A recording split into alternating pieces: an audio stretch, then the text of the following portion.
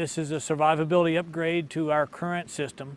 By the upgrades that are on the vehicles that are behind me here, we think we can extend the service life of this vehicle and make it perform better. And we think that this system is going to make this vehicle operationally relevant in the current and the future operating environment for years to come.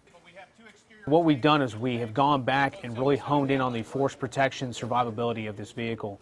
Similar capabilities in the sense that it does the exact same thing, minus this one's got a beefed up survivability aspect to it. So underbody protection, spall liner, blast mitigating seats like I'm sitting in right now, and also buoyant ceramic armor on the outside. The buoyant ceramic armor is equal and the same thing as armor that we have on the current vehicle, but what it does is it brings back and adds on a new capability, meaning that it brings back the reserve buoyancy. So going from 18% on the old vehicle to now 22%.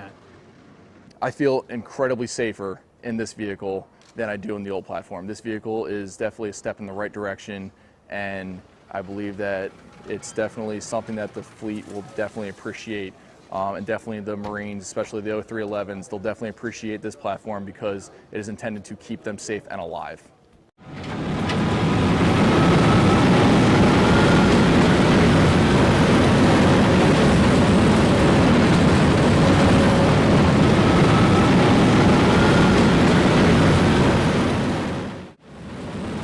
I'm Major Paul Rivera, I'm the AAV Survivability Upgrade Project Team Lead. What we have behind here is the SU itself.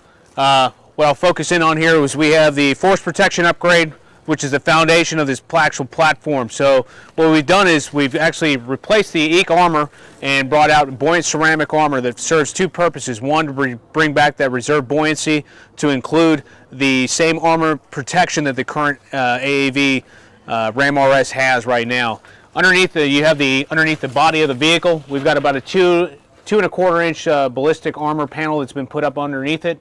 To include also, we've gotten rid of the linear shocks and replaced it with rotary dampeners.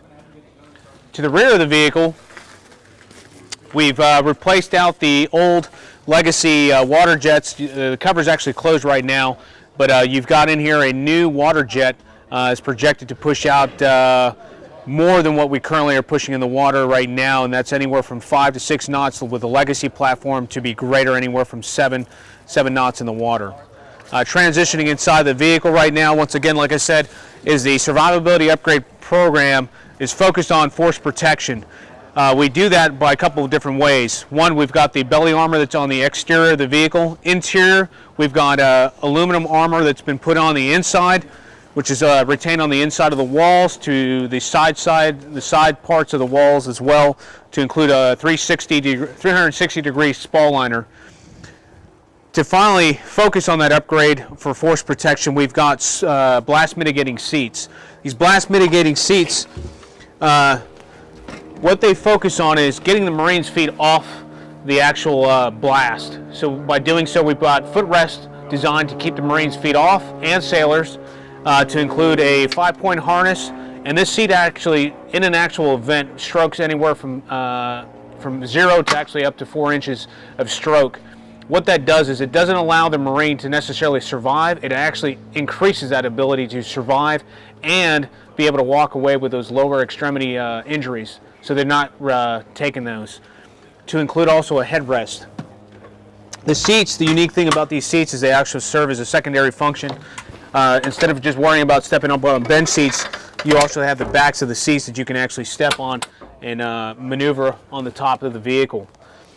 Walking on the inside of the vehicle, you also have a new deck floor. This deck floor is actually about, from the bottom of the hull up, is about 8 inches.